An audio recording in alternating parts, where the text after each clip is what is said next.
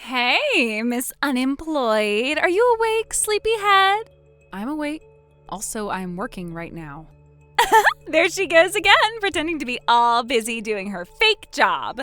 Okay, seriously, how many times do I have to explain remote work to you? Have you even tried understanding it? Relax. Of course I know what remote work is. It's when actual employees do their job from home, right? Then why do you keep calling me unemployed? Because remote work and being a NEET are clearly not the same thing. Duh.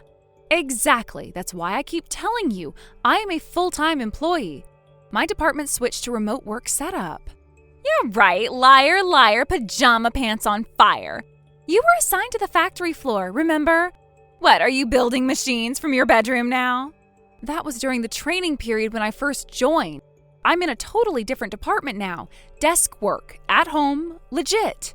Sure, keep telling yourself that. Still sounds like neat behavior to me. Meanwhile, I'm out here thriving, working part-time and honing my bride-to-be skills. Living my best, most meaningful life. Ugh. You know what, fine, say whatever you want. I really do need to get back to work. Oh, totally. Back to that very intense gaming session, right? So sorry for interrupting your neat lifestyle with real-world noise. My bad. You are hopeless. Bye. Don't work too hard. Or wait, do work, if you can call it that.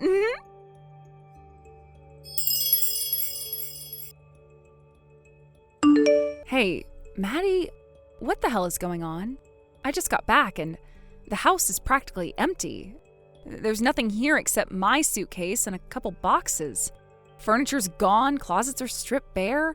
I tried calling Mom and Dad, no answer. Can you explain this?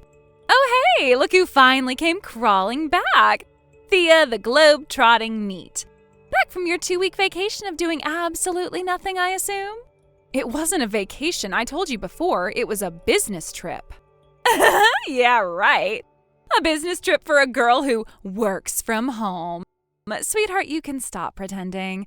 No one's buying that remote work fairy tale anymore. Unbelievable. How many times do I have to tell you? I do have a job. I am still a full-time employee. My department went remote last year, you know that? Just because I don't clock into a factory doesn't mean I'm unemployed. Aw, poor deluded Thea. Still clinging to that excuse, huh? You quit your job ages ago. We all saw it. You stopped leaving your room. You didn't even come out for dinner some night. So that's not what working professionals do. That's what NEETs do. You really just decided that, didn't you? Like the moment I wasn't physically going into an office anymore, you made up your mind. Nothing I say now will ever change it, will it? Exactly. You finally get it. So why bother pretending anymore? I mean, come on, it's honestly kind of pathetic at this point. You know what? Forget it. Let's go back to the actual issue. Why is the house empty? Where is everything? Oh, right. Guess you were gonna find out sooner or later. So here it is. We moved out. Me, Mom, and Dad. We're gonna whole new place, nice and cozy. No freeloaders allowed. You what? Yep. And just to clarify, when I say we, I mean the family. That doesn't include you. Are you serious? You moved without me? Ding, ding, ding. Winner, winner, chicken dinner. We finally got tired of carrying dead weight. Consider this a little push out of the nest. A lesson in adulting, or maybe a punishment. Punishment for what? For quitting your job, for becoming a shut-in, for draining everyone's patience, for acting like you were still part of this family when you clearly weren't pulling your weight. You really believe that, don't you? That I just sat around doing nothing? Believe it? Girl, I watched it. Every day. You in your pajamas at 2 p.m. playing games and ignoring reality. Don't insult my intelligence. So instead of talking to me, you all decided to disappear? Like, just vanish and leave me to come home to this? Pretty much. We figured it was the only way to snap you out of your little fantasy. And hey, now you get to prove us wrong, right? Go get a job, pay some bills, be a grown-up. Or just stay here and cry. Up to you. Where did you even go? Nice try, not telling. Wouldn't want a surprise visit from our resident NEET. I don't care about your new address. I'm just wondering how you pulled it off. You guys blow through money like it's nothing. So how'd you suddenly afford a move like this? That's a fun little secret, too. Let's just say Dad had a motivation fund stored up for emergencies. And you were the emergency. You're joking. Nope. Oh, almost forgot. Mom and Dad left you a message. Want to hear it? Go ahead. Ahem. We've grown exhausted watching you give up on life. You quit your job, isolated yourself, and refused to communicate. We have no obligation to support someone who's given up. So we made the difficult choice to move on without you. Take care of yourself. You're on your own now. And the cherry on top, they've listed the house. It's being sold. So you've got 10 days, maybe less. Better start packing. Wow. You really went all in on this. No discussion, no warnings, just abandonment. Think of it as liberation. We're free, you're free. Everybody wins. You know what? Fine. Maybe I should have seen this coming. You never liked the fact that I started doing things my own way. It always bothered you that I didn't need constant validation, didn't need to show off every little achievement. You hated that I made it work, quietly. So this wasn't about me failing. This was about you needing me to fail so you could feel superior.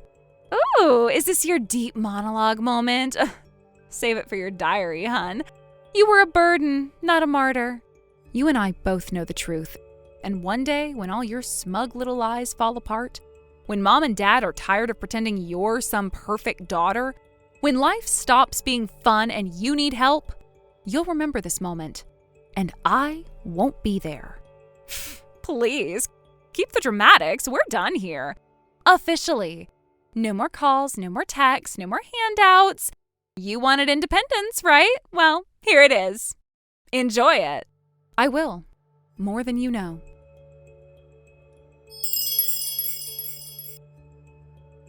Thea! Hey, can I talk to you for a second? Where are you right now? You're not answering your phone. I've called twice. Wow. You're still as loud and chaotic as ever. What do you want? Oh, thank God, your phone still works. I wasn't sure if it would or if you'd blocked me. Anyway, where are you living now? Why do you care? Because when I went to the old house today, you weren't there. No sign of you, no clue where you'd gone. So yeah, I'm asking, where are you? Seriously? You're the one who told me to get out. Told me the house was being sold and I had no right to stay. I just did what you all demanded. I moved out. Okay, yeah, about that. The truth is, we kind of got kicked out of the place we moved into. Oh, really? Well, that's so unfortunate. Look, it's not what you think. We were staying at Uncle's place, all right? The one overseas? He's been on assignment for a few years, so we figured... Wait, you mean that huge house with the massive garden and the fountain out front? Yeah, that one. He wasn't supposed to come back for 3 more years, so we thought it'd be fine, just temporary. But 2 days ago, he walked through the door while we were eating dinner. Didn't even say hi, just screamed red in the face, "Get out!" And that was it. We were thrown out right then and there. Huh. So let me guess. You had the spare key since Dad used to water the plants when Uncle was away, right? You figured why not take advantage of it and just move in? Well, yeah, that's more or less what happened. Wow. So you really just made yourselves at home in someone else's house. Didn't even tell him. And you're shocked he lost it? Okay, we messed up. I get it. But right now, we don't have anywhere to go. So please, just tell me your address already. Why? Are you seriously going to play dumb? We are homeless right now. We don't have any place to stay. You're the only one we can turn to. Even if it's a gross little apartment you're living in now as a washed-up ex-NEET, we'll deal with it. We're willing to tolerate it, okay? So just tell me. Yeah, that's not happening. What? Why the hell not? Because I live in a company dormitory. It's employee-only housing. Hold on. Company dorm? Wait, You got a job? Then that means, oh my God, see, I knew it. It worked. You finally got off your butt because of us.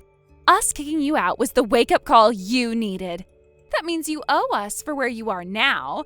So in return, you can help us out with a place to stay. You're unbelievable. I've been working at the same company ever since I graduated. Excuse me? No, you quit. You went full-on NEET, remember? For the 100th time, I was working remotely. It's called a laptop and an internet connection. But I guess that's too futuristic for you. Oh, please, if you're gonna throw that around, prove it. Ask our uncle. What? I ran into him the other day. Well, turns out my company has ties with his. F Corporation, right? I was there on official business. Guess who I bumped into just after he landed back in Japan? We exchanged business cards. He was very interested in the one with my name and job title on it. Wait, so you weren't a NEET? Nope. Never were, never was. Maybe if you actually listened to something other than your own voice, you'd have picked up on that. Or maybe your comprehension skills are just shot.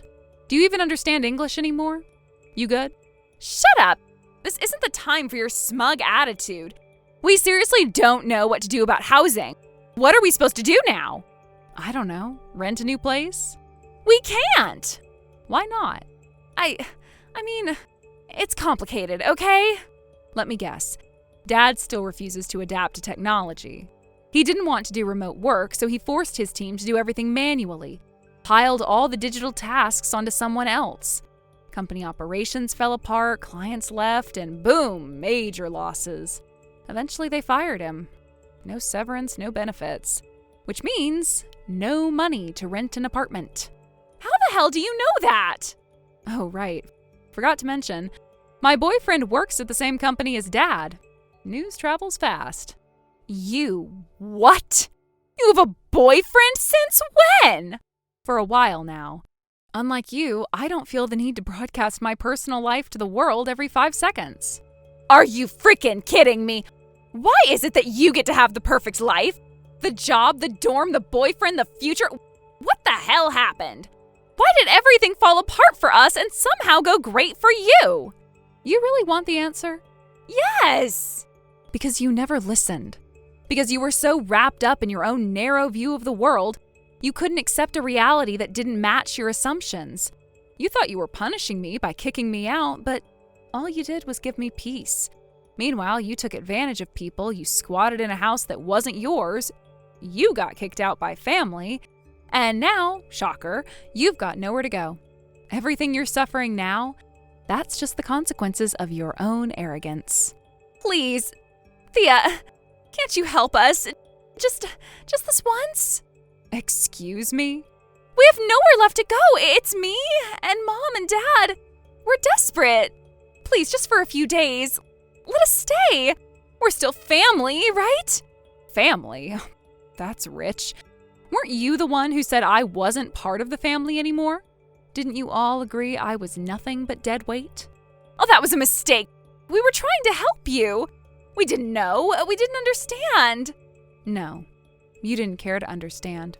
You didn't want to. You were so desperate to paint me as the problem, you never stopped to consider whether you might be the ones in the wrong. Please, I'm begging you, don't abandon us like this. That's exactly what you did to me. Remember? You told me I was on my own. You sold the house, you cut me off.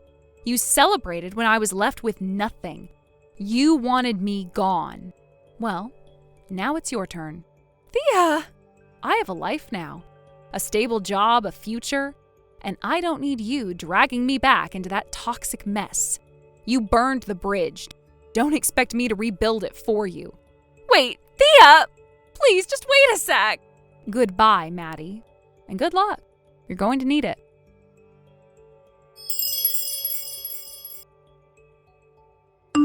Sometime later, my parents and younger sister suddenly showed up at my workplace completely uninvited. The absurdity of the situation was hard to process. They barged in with some twisted idea of a dramatic confrontation, believing they could force me to listen, to return, or perhaps to shame me into submission. But what they didn't realize, what they never took the time to understand, was that the department they stormed into wasn't even where I worked anymore. It was the production messaging department, the one I had trained in when I first joined the company. I had told them months ago that I was now with a team that works mostly remotely. Apparently, they either didn't listen or didn't care to remember. That moment hit me harder than I expected. Standing there, hearing from my coworkers how my family had just walked in demanding to see me, it struck me all at once. They really, truly had not changed. After everything that had happened, after the damage they caused, after the separation, they still didn't bother to learn a thing about me. It was disheartening. Not because they came, I'd half expected them to eventually, but because even in their effort to confront me, they still didn't see me for who I really was. I wasn't their puppet anymore. I was their fallback plan or their emotional punching bag, but they showed up like it was still the old dynamic, as if nothing had changed. Thankfully, my company already knew the gist of the situation. When I had moved into the employee dormitory, I gave HR a quiet but honest explanation of my background, just enough so they'd be prepared in case my family ever tried something like this. So when they arrived and caused a scene, the factory manager was the one who dealt with them, and I will always be grateful for that man. From what I heard, he sat them down and scolded them thoroughly, calmly but firmly. He made it clear that their actions were inappropriate, that their behavior was disruptive, and more importantly, that their access to me was over. Then he sent them on their way. But it didn't end there. My uncle, who had always been a quiet but practical man, apparently saw this as a turning point. He knew that if something didn't change, my parents and sister would try to chase me down again, maybe at my home, maybe elsewhere. To prevent that, he found them a live-in job opportunity far from the city. Now the three of them lived together in a 200-square-foot room in a small hot spring town, working basic jobs that include maintenance and light cleaning. It's humble work, and the pay reflects that. Combined, their income doesn't even reach half of what my father used to make during his salaryman days. They're scraping by, barely, and while I don't wish hardship on anyone, I can't help but feel a sense of distance, of closure. I finally understand that my life no longer has to revolve around them, and maybe theirs can no longer revolve around me.